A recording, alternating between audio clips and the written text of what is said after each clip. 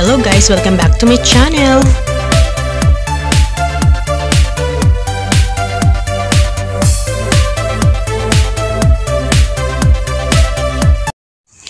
Hello guys, welcome back to my channel. So ngayon ay magluluto tayo ng ginataang alimango. So guys, malalaki yung alimango natin kaya hinati natin siya sa gitna. Ayan.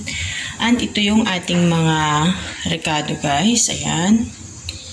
And ito yung ating gulay, sitaw at kalabasa. Ayan. And guys, ito na rin yung ating niyog. Ayan, nakapagkayod na rin ako. So, yan lang guys. And iluluto na natin siya.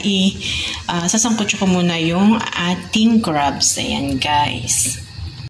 So guys, ito na yung ating pangalawang gata. Ayan, pinakulo ko muna. And ilalagay natin yung ating mga rekado guys. Ayan. At isusunod na natin yung ating alimango.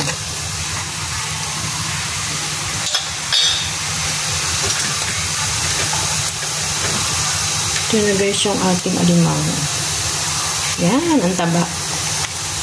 Pakulaan muna natin siya dyan.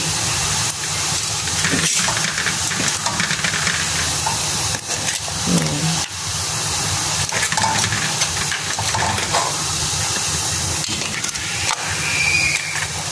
Yan, banda laki na. Natanggal yung karambag. At hintayin lang natin siya kumulo. Bago natin isunod yung ating mga gulay.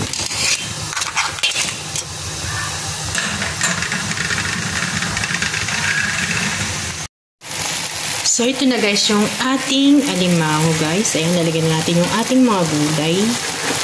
Lalagyan na natin dito. So ito na guys yung ating mga alimango guys. Ayan.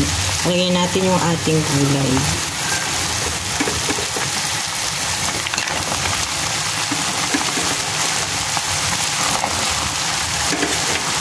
Yung ating sitaw at kalabasa.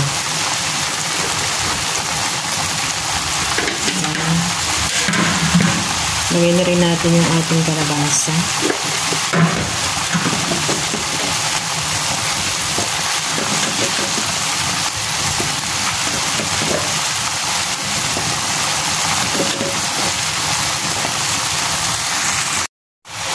So, ayan guys, pasensya na natakluban yung ating alimango.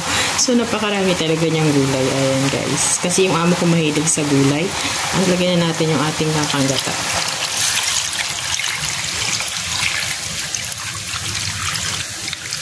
And hayaan na natin siya kumulo at lumambot yung mga gulay.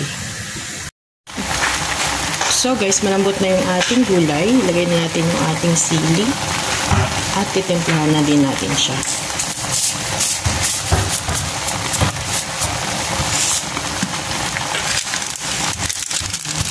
Natin nabuksan.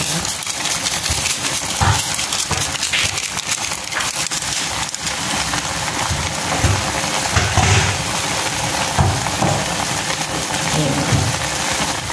And after 2 minutes guys, ayan, okay na yan. Pwede na natin ihain. So guys, luto na yung ating ginataang alimango or alimasa guys. Ayan. Yan na guys. Yung taba, oh. Kain na.